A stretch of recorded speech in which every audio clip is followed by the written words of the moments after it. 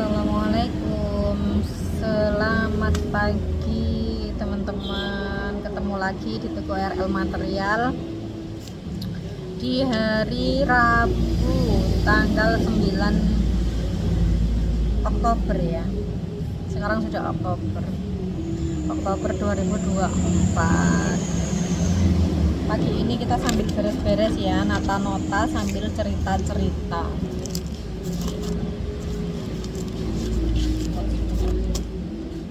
Ntar ada pelanggan. Nggih, Pak. Wonten? Oh, nggih, sekedap nggih. Kanal C. Bapaknya beli kanal C 1 lonjor. Meteran. Damai gunting napa biasanya jenengan, Pak? Sekedap nggih. Napa kieu, Pak? Gunting niku sekedap. Bapaknya beli kanal C 1 lonjor, dibawa sendiri, terus pinjem meteran karena mau dipotong di sini, meteran sama gunting. Asik. Meskipun nggak minta nota tetap kita tulis ya, kita masih pakai manual, belum pakai mesin kasir. Tanggal 9 bulan Oktober 2024, 1 lonjor kanal C 75 Primus.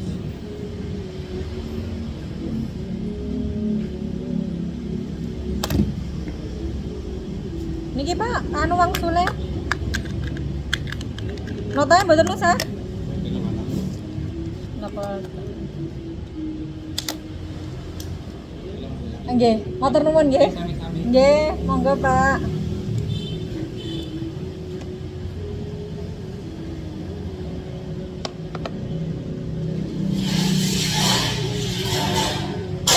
Sakit, Pak. Ya tadi ya. Pinjem gunting. Dipotong karena kalau 1 lonjor terlalu panjang 6 meter. Dibawa sendiri karena dibawa sendiri. Oke, kita lanjut sambil nata ini ya, nota udah banyak ini. Kemarin beberapa hari nggak ke toko, ini numpuk sama anak toko nggak ditatain, jadi kita tata ya, kita masukkan ke mapnya sambil cerita-cerita. Jadi ada yang tanya di video kapan hari itu, pembayarannya gimana, tempo apa cash gitu ya, tempo apa cash. Sedangkan kalau tempo itu ya bayarnya susah, ada yang lama gitu ya. Terus kalau nggak dikasih tempo dibilang pelit gitu ya, bayarnya susah tapi kalau dikasih tempo. Nah, gimana solusinya gitu ya. Ini teman-teman, memang nggak bisa kita pungkiri ya, kalau di daerah saya sih, nggak tahu kalau di daerah teman-teman. Kalau di daerah saya di Lumajang ini nggak bisa kita pungkiri ya, nggak bisa kita pungkiri kalau toko bangunan itu, toko material itu semuanya cash gitu. Apalagi yang masih tradisional, yang toko-toko tradisional gitu ya. Beda lagi kalau seperti supermarket bahan bangunan itu mungkin cash semua. Kalau masih tradisional kayak saya ini nggak bisa dipungkiri, nggak bisa dihindari. Kita urutkan dulu ya. Karena bapak-bapak pemborong itu kebanyakan nggak langsung dibayar juga sama pemilik rumah atau sama developer gitu ya. Jadi by progress gitu. Terus gimana solusinya kalau bayarnya susah, lama gitu ya. ya kita harus mengingatkan atau kita perjanjian di awal sebelum mereka belanja itu ke toko kita apa perjanjian dulu mau berapa lama gitu ya. Jangan sampai lebih dari 1 bulan ya. Kalau lebih dari 1 bulan kita nanti susah sendiri. Kalau saya itu biasanya itu ada yang 1 minggu, ada yang 2 minggu gitu. Atau setiap Sabtu, bukan minggu, tapi setiap Sabtu kita totalan gitu ya. Ada juga yang kalau yang sudah kenal banget ya. Kalau sudah kenal banget itu baru kita kasih 1 bulan maksimal gitu. 1 bulan maksimal. Kalau masih baru-baru gitu biasanya tiap Sabtu aja, tiap Sabtu totalan, jadi bukan 1 minggu ya. Ini apa? Oh alah, nggak di sini Rek.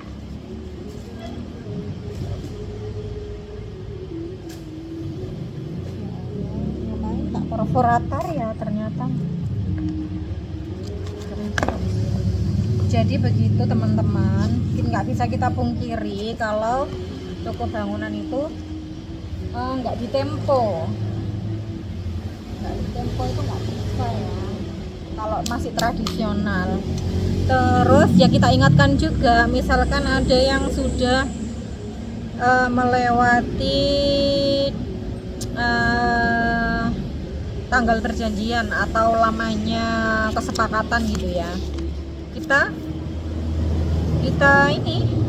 ingatkan bahwasanya sudah temponya sudah habis gitu ya. Jadi kita tagih dengan baik-baik ya, yang jelas kita ingatkan, bantu transfer gitu ya. Kadang itu kalau kita nggak bisa tempo, apalagi toko baru ya, orang-orang pasti cari ke toko lain yang bisa tempo, sedangkan kita nyari pelanggan itu sekarang susah. Jadi nggak bisa dipungkiri ya, saya juga tetap masih banyak yang tempo ya, dengan apa ya, modal percaya kepada bapak-bapak pemborong, developer gitu ya.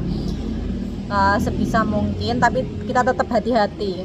Biasanya itu kita dapat info dari mas-mas sales itu, biasanya tahu aja info-info itu. Kapan hari itu saya juga pernah dibilang, kan saya mau order barangnya mas sales, terus mau dikirim ke proyek ke sini gitu. Nah ternyata mas sales itu tahu infonya, saya diinfo sama mas sales, Mbak jangan kirim ke proyek tersebut kalau nggak cash gitu ya, karena itu kasusnya sudah banyak di toko-toko lain. Nanti sampean kalau itu ditempo waktunya bayar itu pasti ada aja alasannya, waktunya bayar besok itu katanya mas sales, saya info dari mas sales. Nah kebetulan suami juga kenal sama developer tersebut gitu ya. Terus mereka itu dari developer tersebut itu datang ke rumah waktu mau belanja itu, waktu mau minta tempo itu gitu ya. Sebenarnya saya bukannya nggak percaya ya sama mas sales itu, bukannya nggak percaya, cuman saya nggak enak karena kenal. Terus habis itu saya juga masa sih mau menutup diri gitu ya, nggak mau mengambil sedikit resiko gitu ya. Dan mereka itu kesepakatan sama saya itu 2 minggu. Ternyata setelah 2 minggu itu nggak ada pembayaran sampai 1 bulan, 2 bulan, dan sampai itu waktu itu kalau nggak salah sampai 3 bulan. Dan itu pun saya rajin nagihnya, mengingatkan baik dari WA maupun saya datangin ke rumahnya, karena alhamdulillahnya kita tahu rumahnya karena suami juga kenal gitu nggih. Ketika saya WA nggak dibales, pertama dibales bilang janji kapan gitu ya, ternyata ketika sudah waktunya nggak ada balesan. Saya WA lagi, saya ingatkan lagi, nggak ada balesan, nggak ada uang masuk ke saya gitu ya sesuai janjinya gitu. Akhirnya ya saya telepon ternyata nggak diangkat. Wah ini sudah nggak bener, ini udah nggak diangkat, udah nggak dibales kan WA nya. Kalau orang bener kan maksudnya nggak niat menghindar gitu kan, nggak mungkin nggak dibales WA kita, nggak mungkin nggak diangkat telepon kita. Jadi kita datengin ke rumahnya. Itu saya sempat beberapa kali datang ke rumahnya, juga ke kantornya gitu. Ketika ke rumahnya alhamdulillah dikasih meskipun nggak lunas, dicicil gitu ya. Ke kantornya pun juga gitu. Kadangkala kalau dan ini anehnya ya, kalau suami saya yang nagih sendiri itu mereka ada aja alasan nggak dibayar gitu, dijanjiin. Nah akhirnya kan kadang saya malas ya ketemu sama orangnya, itu bikin emosi gitu kan, mau menghadapi bapak-bapaknya itu saya bikin emosi karena mereka itu kayak apa ya, pinter ngomong, memutar balikkan omongan fakta gitu. Saya kadang itu malas, akhirnya saya minta tolong ke suami nagih sendiri. Tapi ketika suami nagih sendiri itu ternyata mereka ada lagi alasan nggak dibayar. Akhirnya saya mau nggak mau harus ikut nagih, ikut ketemu langsung ke rumahnya atau ke kantornya. Nah ketika saya ikut itu mesti dibayar, alhamdulillahnya mesti dibayar meskipun nggak langsung lunas. Mereka itu nyicil gitu. Dan itu sudah waktu 3 bulan, kalau nggak salah 3 bulan dan lebih kayaknya ya, kalau saya ingat saya itu 3 bulan lebih itu belum lunas. Akhirnya saya karena dongkol ya, namanya ini ya, manusiawi ya, kita butuh uang, dan itu meskipun sedikit itu bagi kita itu banyak gitu. Saya WA nggak dibalas, telepon nggak diangkat ya, diingatkan baik-baik juga mereka sepertinya adem ayem aja. Akhirnya tuh saya tuh sampai dongkol WA itu. Sebenarnya itu saya sudah menahan dari lama. Akhirnya saya WA juga saya bilang ini saya terakhir mengingatkan, ini terakhir saya nagih.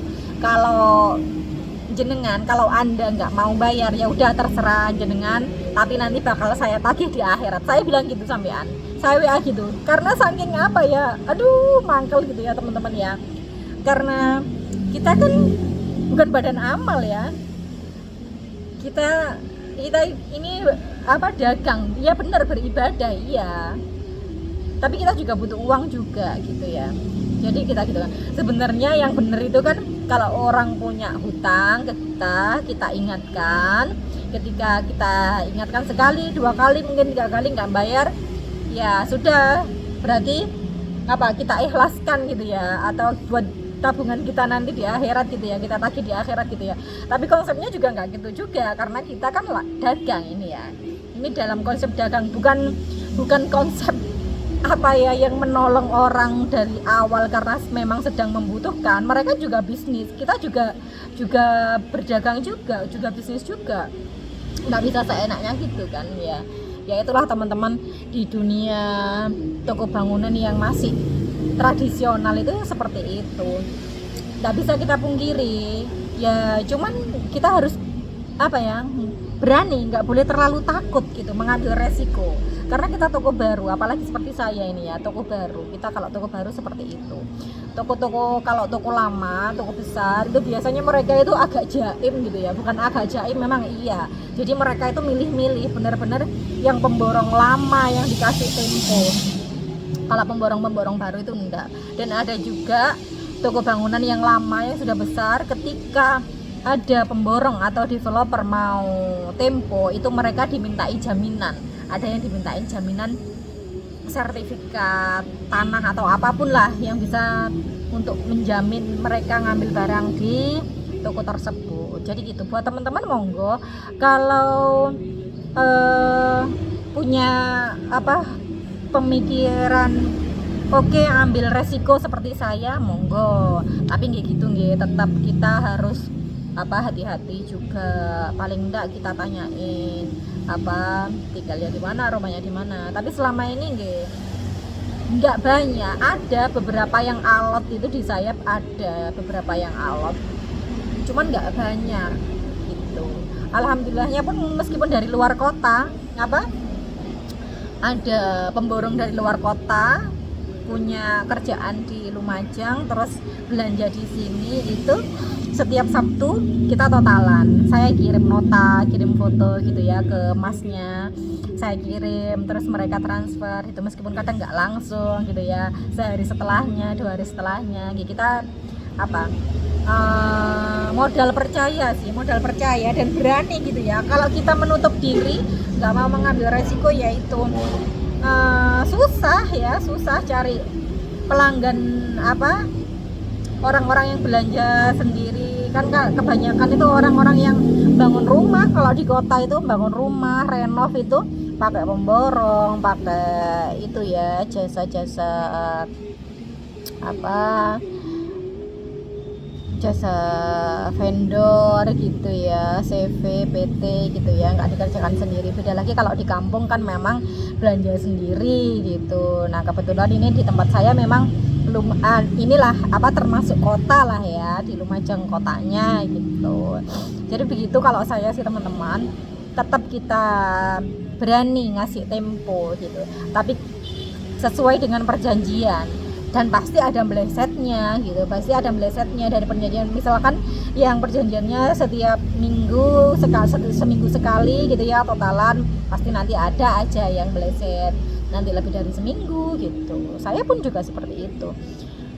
Hati-hati, kita tetap hati-hati ya, tapi jangan sampai kita itu menutup diri. Tapi itu terserah ke teman-teman lagi, dikembalikan lagi ke teman-teman gimana kebijakan tokonya teman-teman gitu ya, kebijakannya masing-masing gitu. Bisa dikasih tempo ataupun enggak sama sekali gitu, atau kita milih gitu. Kalau saya sih selama ini ya, saya terbuka untuk semuanya, baik itu Pak Tukang atau orang pribadian gitu.